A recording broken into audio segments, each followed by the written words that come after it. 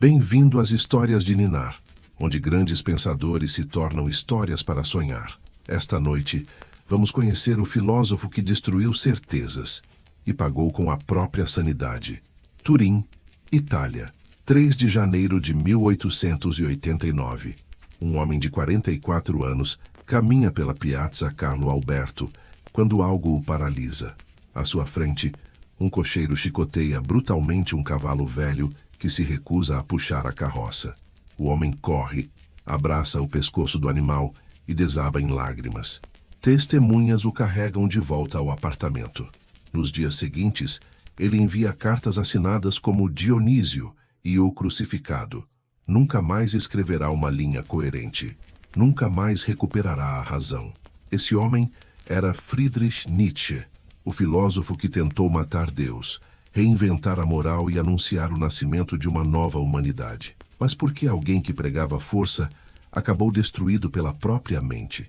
E por que suas ideias, escritas há mais de um século, ainda nos aterrorizam tanto? Esta noite, vamos seguir os passos de um pensador que não oferecia consolo, oferecia um martelo para quebrar tudo o que você acreditava ser verdade. Prepare-se, porque conhecer Nietzsche é confrontar a possibilidade de que nada do que você pensa sobre bem, mal, Deus ou sentido esteja correto. Para entender por que Nietzsche se tornou o filósofo da destruição criativa, precisamos voltar a Höcken, uma pequena vila na Prússia, em 1844. Naquela casa, ao lado da igreja luterana, nasce Friedrich Wilhelm Nietzsche, filho do pastor Karl Ludwig Nietzsche. A infância dele é marcada por ausências. Quando Friedrich tem apenas 4 anos, o pai adoece gravemente. Os médicos chamam de amolecimento do cérebro. Durante meses, o menino observa o declínio. O homem que pregava certezas do púlpito agora balbucia sons sem sentido, não reconhece a própria família, definha até morrer em 1849. Um ano depois, o irmão mais novo de Friedrich, Ludwig Joseph, morre aos 2 anos. 2 perdas, 2 corpos carregados da casa para o cemitério. E o menino de 5 anos percebe algo que o aterrorizará pela vida toda: a fragilidade absoluta da mente humana. Se o pai, homem de fé, de saber, de autoridade, pôde simplesmente se dissolver no nada, o que resta de sólido no mundo? Órfão de pai, Friedrich cresce cercado de mulheres. A mãe, a irmã Elizabeth, 2 tias e a avó. Todas o tratam como um pequeno príncipe intelectual. Ele lê vorazmente, compõe músicas ao piano, escreve poemas. Mas há algo errado.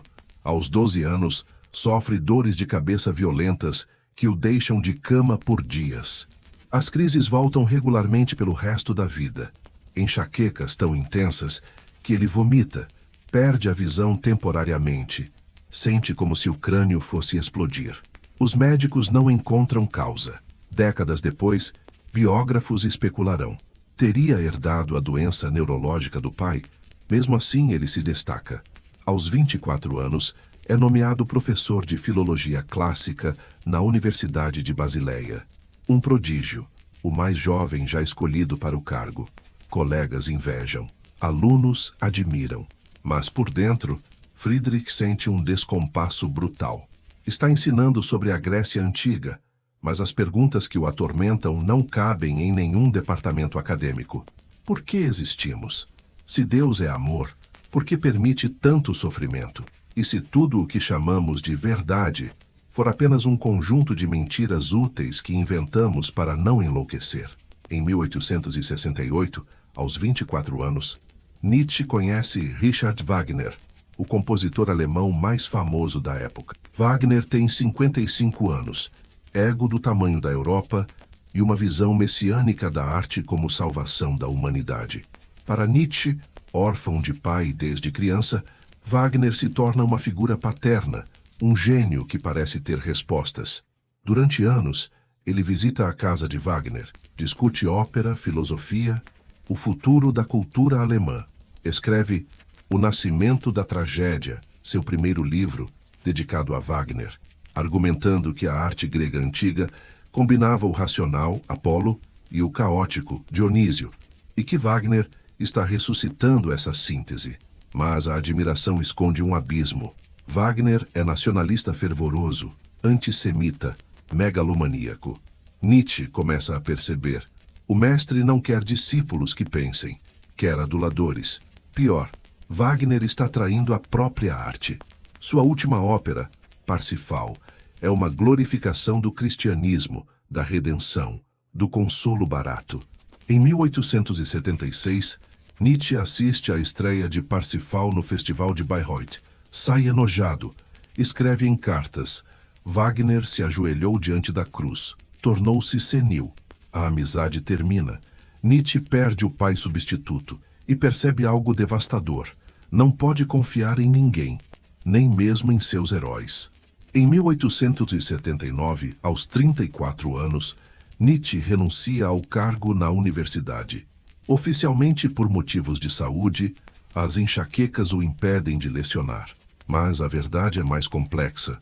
Ele não aguenta mais fingir respeito por uma academia que considera medíocre, por colegas que repetem clichês, por alunos que querem diplomas, não sabedoria.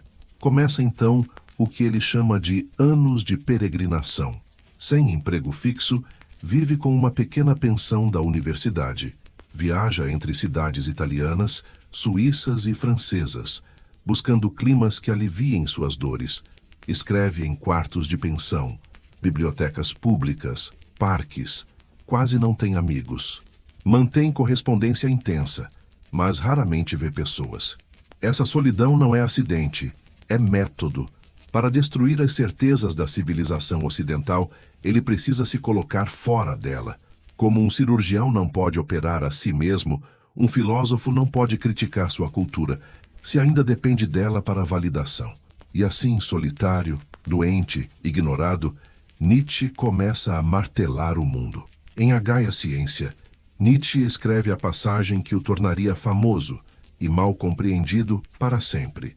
Deus está morto, Deus continua morto, e nós o matamos. Muitos leram isso como ateísmo agressivo. Não é. É um diagnóstico aterrador.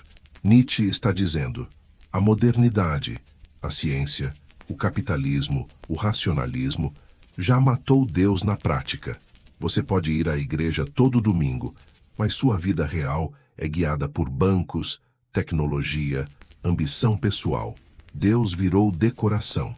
E isso para Nietzsche é uma catástrofe, porque Deus não era apenas uma crença, era o fundamento de toda a moralidade ocidental.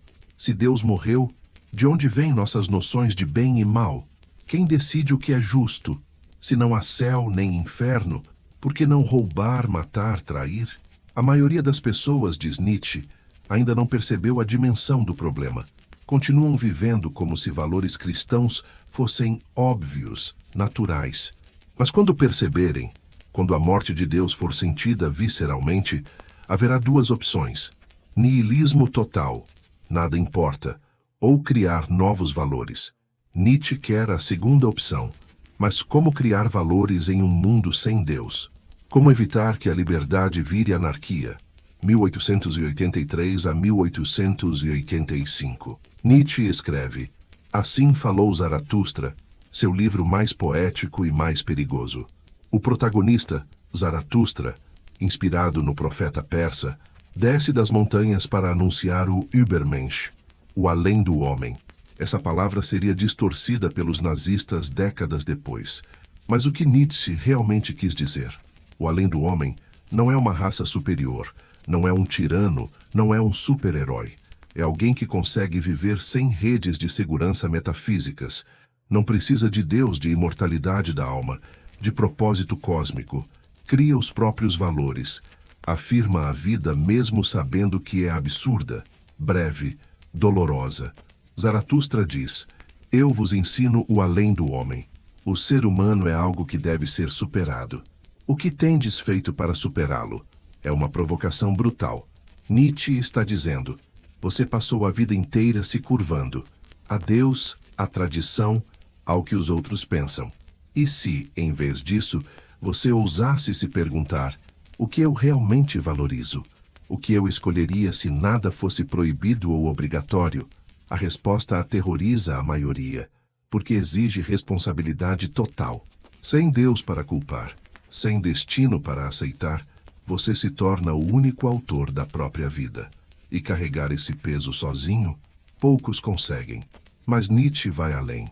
Ele propõe o pensamento mais angustiante de toda a filosofia: o eterno retorno. Imagine, diz ele, que um demônio aparecesse esta noite e dissesse: você viverá esta vida exatamente como é. Cada dor, cada alegria, cada momento de tédio, infinitas vezes. Cada escolha errada, cada arrependimento, cada instante de sofrimento. E não há escape. Vai se repetir eternamente. Como você reagiria? Entraria em desespero? Ou sentiria uma alegria estranha porque amaria tanto sua vida que aceitaria revivê-la para sempre? Nietzsche não está afirmando que o tempo é cíclico. Está propondo um teste. Você consegue amar sua vida a ponto de querer que ela se repita infinitamente? Ou vive fugindo, esperando redenção futura, adiando felicidade para depois da morte? O além do homem é quem consegue dizer: sim, eu viveria isso tudo de novo, porque esta é minha vida, e eu a afirmo totalmente. É uma filosofia de amor trágico. Não nega o sofrimento, o abraça. Não promete céu, exige coragem aqui e agora. Nietzsche publica Além do Bem e do Mal. O título choca. Ele está dizendo que moralidade tradicional, não mate, ame o próximo, seja humilde, é uma fraude? Não exatamente. Ele está dizendo que essas morais têm origem, não são eternas, e muitas vezes nasceram do ressentimento. Nietzsche analisa o cristianismo. Por que valoriza humildade, sofrimento, renúncia? Porque foi criado por escravos, por fracos, por pessoas sem poder terreno. Então inverteram os valores. Os humildes herdarão a terra. Os últimos serão os primeiros. Isso, para Nietzsche, é ressentimento disfarçado de virtude. É dizer: como não posso vencer nesta vida, vou chamar minha fraqueza de santidade e torcer para que os fortes sejam punidos na outra. E a alternativa? A vontade de potência, não vontade de poder sobre outros, mas de autossuperação. É a força vital que empurra uma planta a crescer, um artista a criar, um pensador a questionar. É dizer: eu quero mais, mais vida, mais intensidade, mais criação. Nietzsche não quer crueldade gratuita. Quer que paremos de glorificar fraqueza e chamá-la de virtude. Quer honestidade brutal. Se você ajuda alguém, não é por bondade divina, é porque te faz sentir bem, porque te conecta, porque fortalece sua comunidade. Moralidade, para ele, deve afirmar vida, não negá-la. Nietzsche está isolado, doente, sentindo que a mente começa a desmoronar. Escreve em ritmo frenético, como se soubesse que o tempo está acabando. Produz 5 livros em um ano, uma explosão final de lucidez antes do colapso. Um deles é O Anticristo, não publicado em vida. Quando sua irmã o encontra, fica horrorizada. Nietzsche chama o cristianismo de a maior desgraça da humanidade. Diz que Paulo de Tarso criou uma religião de escravos, uma máquina de produzir culpa, uma negação da vida, em nome de uma fantasia de salvação. Por que tanto ódio? Porque Nietzsche vê o cristianismo como o grande assassino da vitalidade. Ensina: despreze seu corpo, tema seus desejos, aceite sofrimento, espere recompensa após a morte. Para Nietzsche, isso é niilismo disfarçado de esperança. É dizer que esta vida não vale nada, só a próxima importa. Mas aqui está o paradoxo trágico. Em 1888, enquanto escreve essas linhas furiosas contra uma religião que promete salvação futura, a própria mente de Nietzsche está se despedaçando. Dentro de meses, ele abraçará um cavalo e nunca mais voltará. O filósofo que pregava força suprema estava prestes a ser destruído pela fragilidade que sempre temeu. Voltamos a Turim, 3 de janeiro de 1889. Nietzsche abraça o cavalo, chora, desmorona. O senhorio o leva de volta ao apartamento. Nos dias seguintes, ele alterna entre silêncio catatônico e explosões de grandiosidade delirante. Escreve cartas assinadas como Dionísio, o deus grego do caos e da embriaguez. Depois como o crucificado, a figura que passou a vida atacando. Envia bilhetes ao rei da Itália, a Bismarck, a antigos amigos. Alguns são incoerentes, outros assustadoramente lúcidos.